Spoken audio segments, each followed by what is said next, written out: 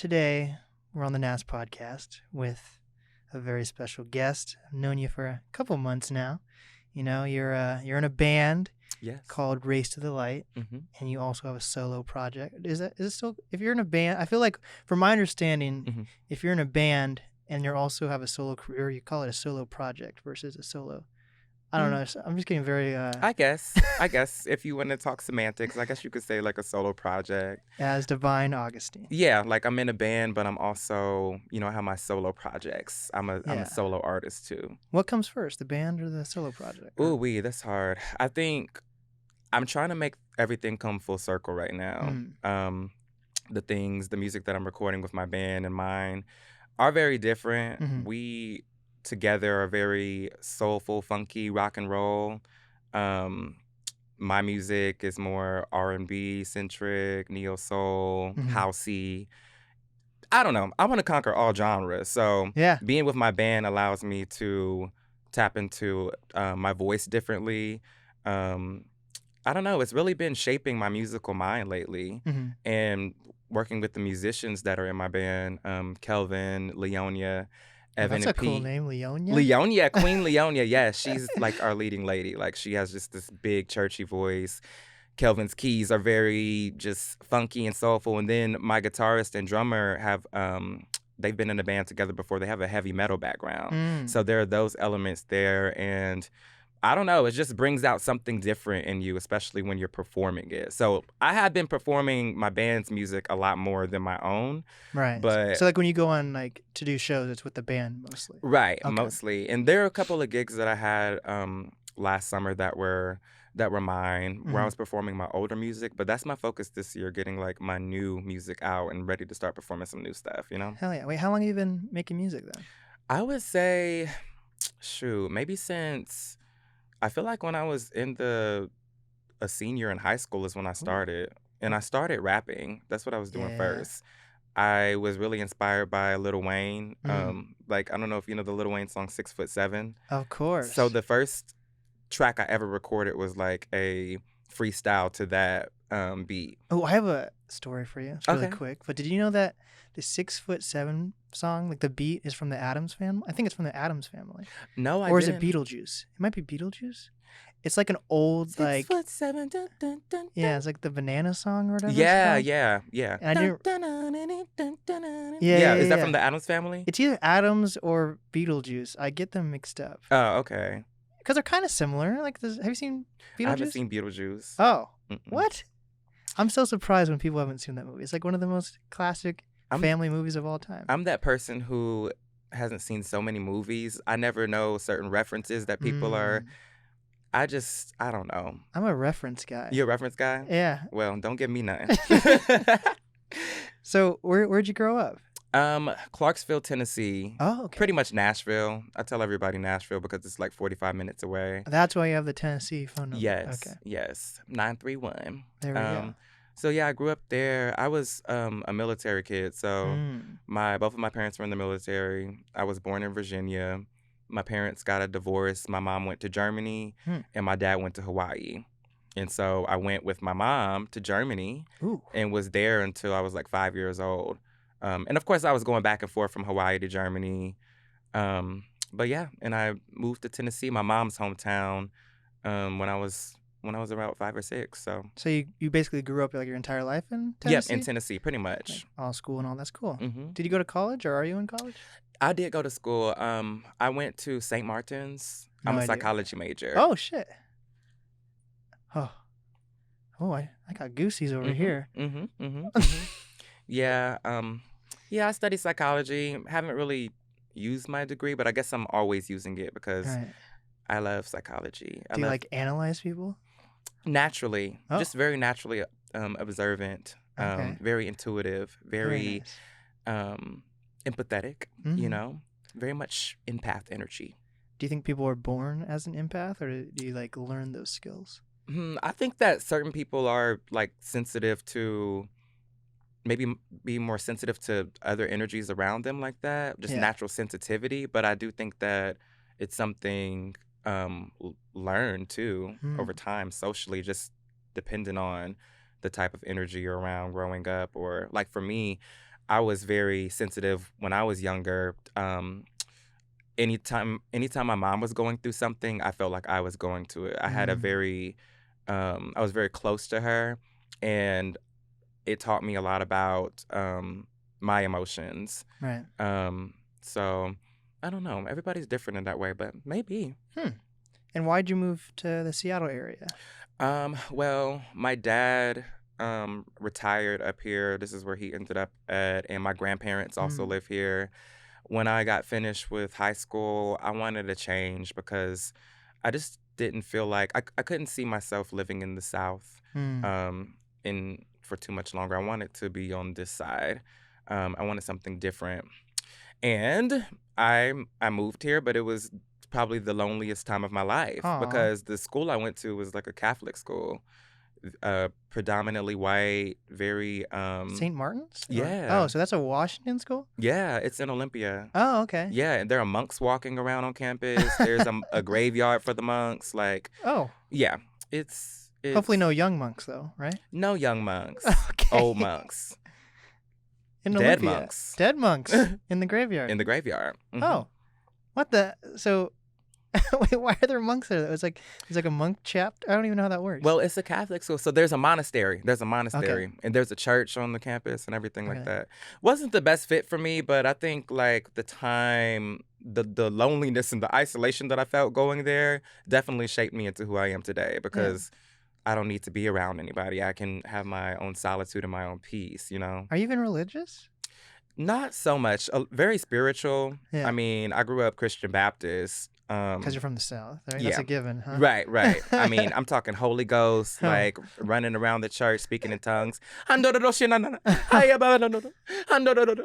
all that type of thing. A lot of people are not familiar with that. I am not. That sounds crazy. Yes. If you went to a... So you know what you said. Those weren't just like random... No, I don't know what I said, but that's like, there's a common tongue that people who are speaking in tongues, what they sound like. And one of them is like, yes, it's crazy. So it's like it's the Holy Ghost speaking when you're doing that, or what? Yes, they have the Holy Ghost, and that's the language that it comes through. Now, I've never spoken in tongues before, so I'm just telling you. You just did it right there, I think. Just a little bit. It's a learned behavior. So, you thought you were going to have a good time when you moved to St. Martin's? Or like, what was the mindset to go to a school like that? I don't know. I didn't necessarily know what was... I didn't have the biggest desire to apply it to go to college when I finished high school. Right. And I think that had to do with the fact that I moved to Virginia my senior year. And so moving to another school your senior year, you know, it's like I didn't know where my place was. I didn't know if I should stay there, if I should move back to Tennessee. And, you know, I'd been to Washington several times when I was younger. Because of family. Okay. And so I was like, let me just do something different. I need some different vibes, different energy, and Interesting. But now you feel like you found like a groove here? Definitely. Like all of my best friends are here. Over time, I kind of like sniffed out the music community. So I was living in Olympia, and I was always coming up to Seattle to see shows. And this is where I started just meeting more people. And so looking back then to now, like the amount of people that I know is just crazy. Right. It's crazy. But I think I was supposed to be here, end up here. I think it was, and I think I was supposed to stay here. There were so many times I thought about actually moving. I actually moved to Atlanta for about 7 months. Wow. And came back, brought my ass right back. Why was that? Why'd you come back? I love Atlanta. It's a great city. It's very beautiful. A lot of Black people down there, right? Yes, there's a lot to do. But I felt like when I left behind things that I was just starting, like a lot of great relationships, a lot of great musical connections. And it's not always as easy to find those when you move to a new city. And maybe I just wasn't willing to start over in that way. It wasn't really the right time, but I'm glad that I went because it showed me how much there is to appreciate about the Pacific Northwest or about the music scene here. Right. And so, definitely got me out of my comfort zone, but I came back. What was your like first experience with the Seattle music scene?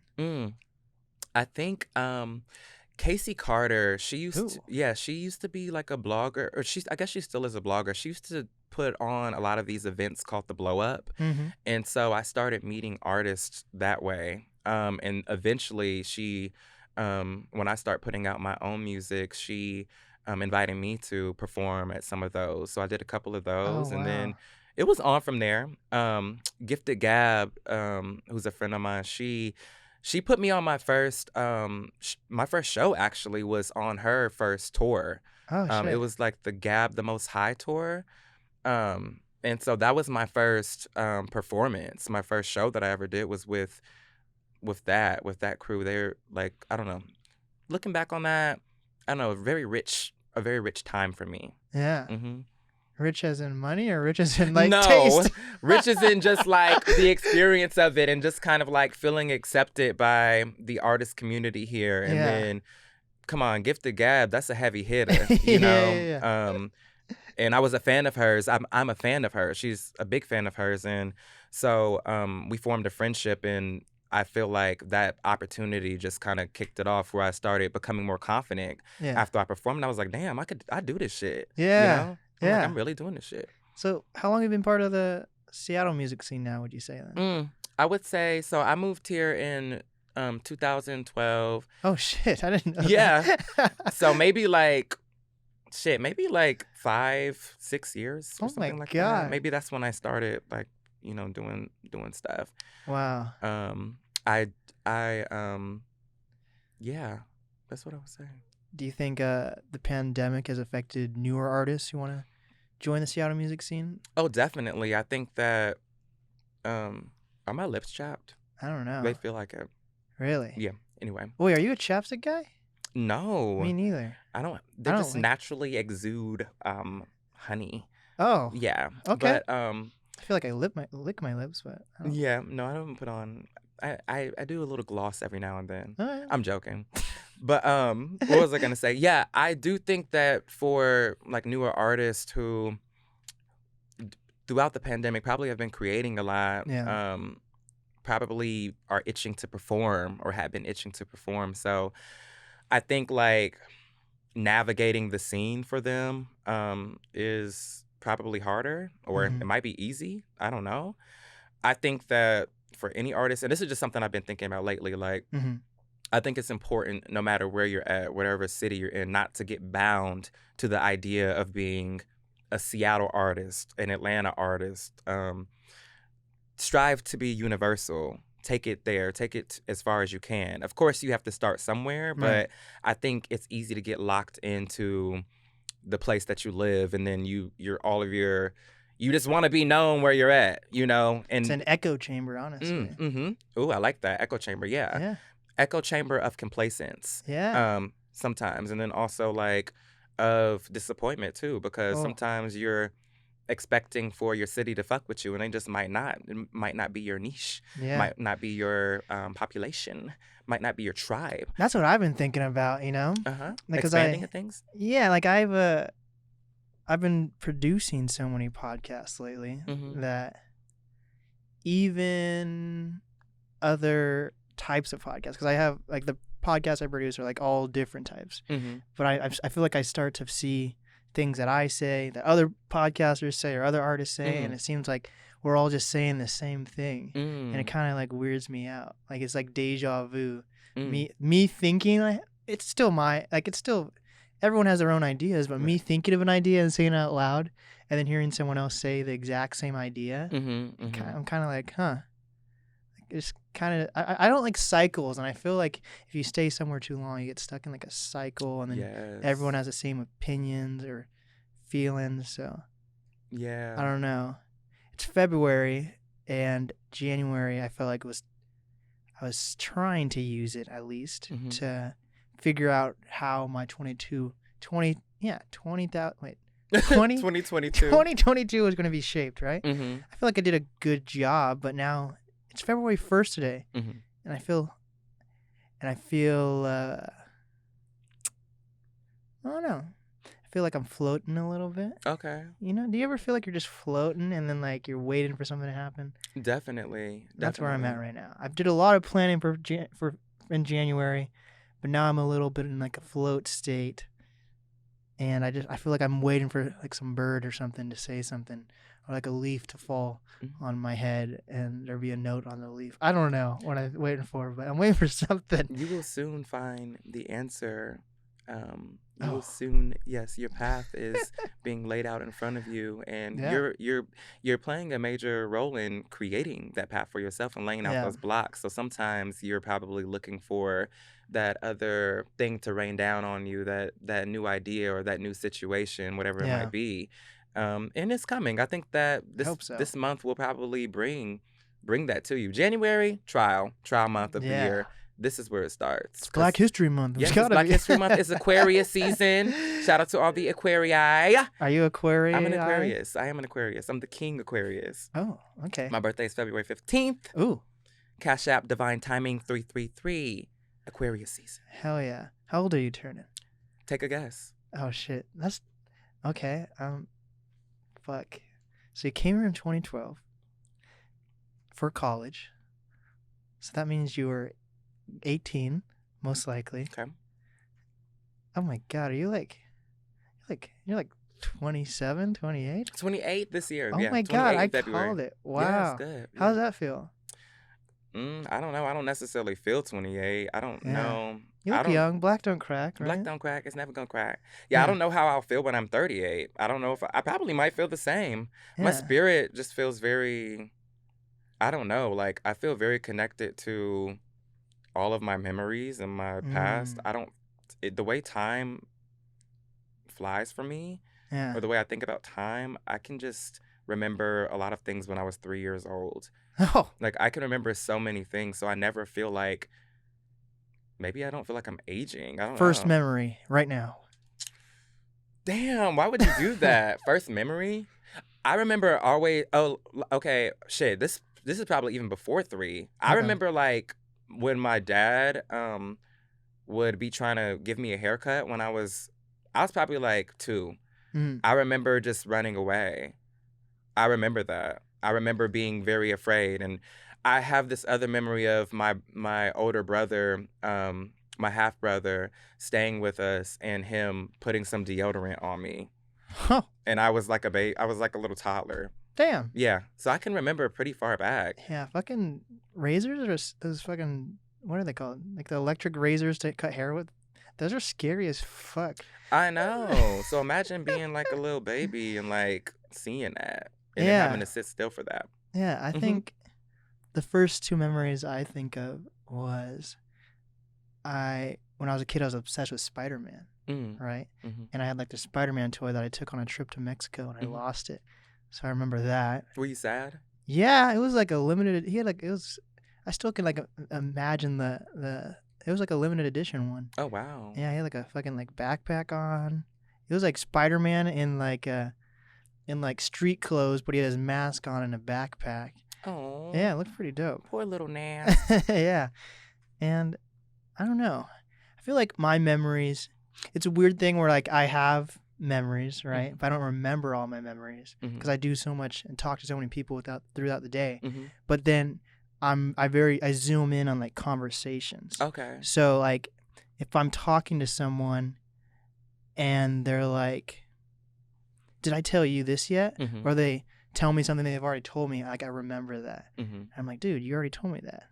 So I don't know. I hold on to conversations, but I don't know if I hold on to memories as well. Gotcha. Maybe the moments. You hold on to moments, things that you're saying, things that you're talking about, information that's being shared with you, information that you're sharing with somebody else. Yeah. Like, what do you hold on to? You're a memory guy, you say? Like, yeah, I remember everything. Huh. I definitely do. It can get really deep with me when it comes to conversations. So I'm a very conversational person, and there's a lot that's exchanged when somebody's talking to me. Yeah. As you're probably finding out now, it's like a barter of information, and it can get really deep. We can go into spiritual things. We can go into, we can keep it surface level. But yeah. Yeah, I see that. So tell me about this band. Okay. Race to the Light. Race to the Light, Race to the Light, Race to the Light. So just it's my heart, really. I love my band. I feel like we probably joined together in like 2019, like right Okay. before the pandemic started.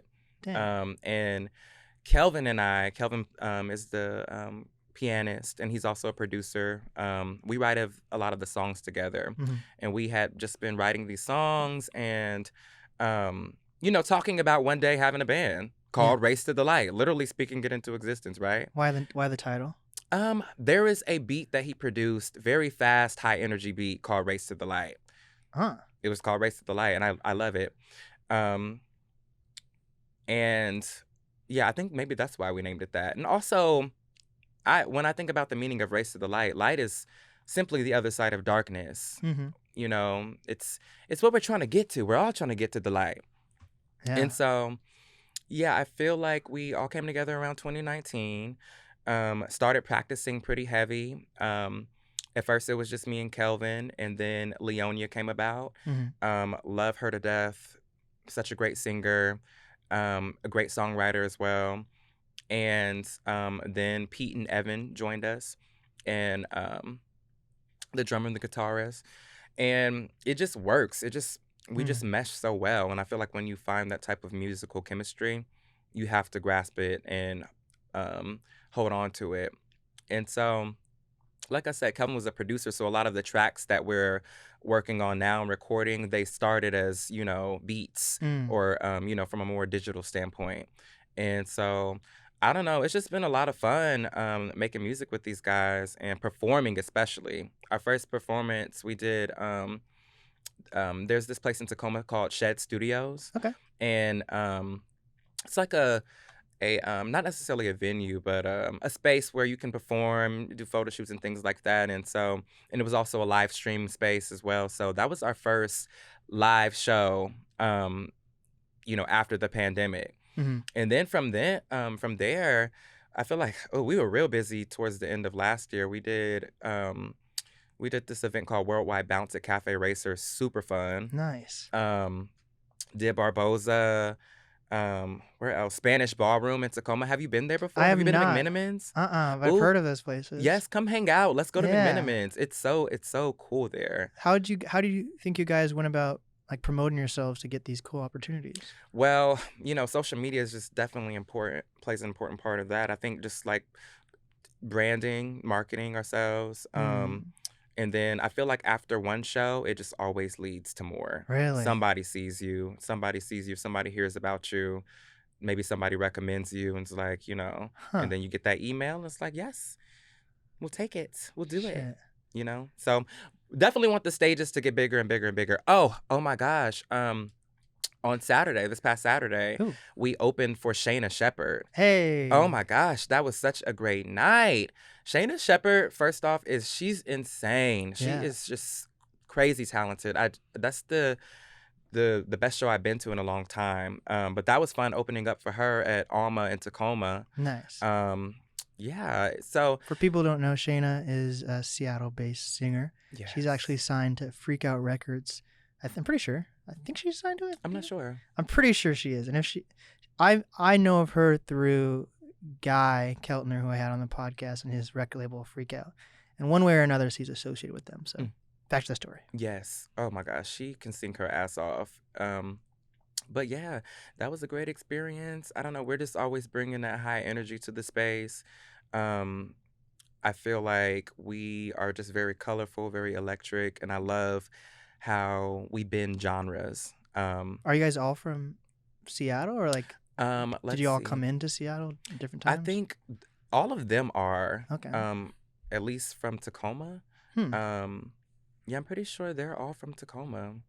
And are you the front man for the band, or not necessarily? I mean, it's really me and Leonia. We're up front. We're the ones, who have the mics in our hands and dancing. But Kelvin, the pianist, also sings. And he was the main guy on. He was the main guy on your latest track, right? Burn One. He's at the first verse of Burn One. Okay. I'm at the hook. Yeah. I wanna burn one, baby. Let's burn up the function. I think my dragon done got out the dungeon. I fill my glass up and lost my identity. You're like an amphetamine, so good, but you're killing me. Damn. Yeah, that's the hook. So how do you go about making songs like that? Is it a spiritual thing as well for you? Or? In a way, how did that one start? Definitely started with the lyrics first. All of the instruments were not there. That started out as a track that was, just a beat to begin with, and that we laid some ideas down for. And then it just built itself along the way. I don't know. I love that song, Burn One. Yeah. Available for streaming on all platforms. It's killer. I'm glad that we got that one out because it took a little minute to find our process. Is it about marijuana or am I dead? It's about a toxic relationship that makes you want to turn to maybe your vices. Oh. Yeah. That makes sense. Okay. Yeah. It's fucking catchy. I listened to it like 5 times on the car ride here. Oh, really? Yeah. When did you just release it? Yeah, we released that the first week of January 7th. Damn. So, yeah. Way to kick off a new year. That's so cool. Well, man, what's next for you? We got a little short on time. You got to definitely come back on. For sure. I would love to. I like our conversations all the time we talk. Yeah, me too. So.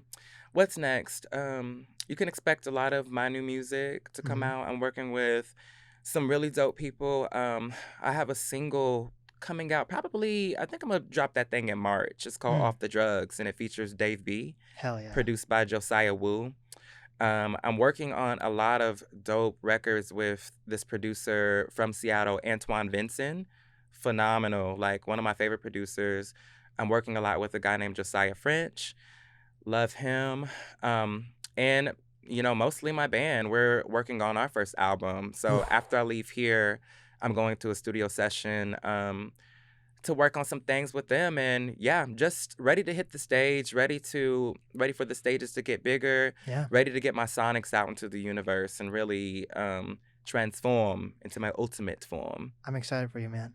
What is some advice that you have for up-and-coming artists, creators, influencers? Might be a little cliche, but it's just definitely important to remember. Just stay true to your authentic self and your artistry. It's easy to get caught up in the digital realm and the internet and then kind of like feel like you need to work based off of this projection that you've created online. Find your artistry in its purest form. Remember why you started. Remember what made you love what you do. Like I said earlier, don't get bound to one scene. Strive to be universal. Strive to take it to where you could take it. Know that the sky is the limit. And even if what you're doing is not resonating with the people directly around you, or even if you're not feeling like you're getting support from the people who should be supporting you, support your damn self. Keep on being your biggest fan. Yeah. You only need to believe in yourself. A lot of times we get, distracted and kind of like down on ourselves when we're not getting the support that we think we deserve. But just keep going and create for you. Hold on to those things that you make for yourself before you share them with the world, and do it on your time. What is the easiest way for people to reach you? You can find me on Instagram. I think my handle right now is Omnimomento, OMNIMOMENTO. You can also follow my band at Race to the Light. Yes, follow my band. You're catching us at our origin. You're catching me at my origin, at my beginning. Yeah, what else? Oh, let me throw that Cash App in there one more time, baby, because look, my birthday's February 15th. Divine Timing 333. Send me some money. Wait, is your real name Divine? Do you want to know my real name? You want to tell the audience? I guess I could. My real name is Devon Augustine. Oh, so Devon it's Ramon close. Augustine. But Divine, tomato, yeah, divinity. Yeah. Divine, aphrodisiacal, a man of many names. There we go. Yeah. That's actually pretty clever. I like that. Well, this has been the NAST podcast with Divine. And we did it.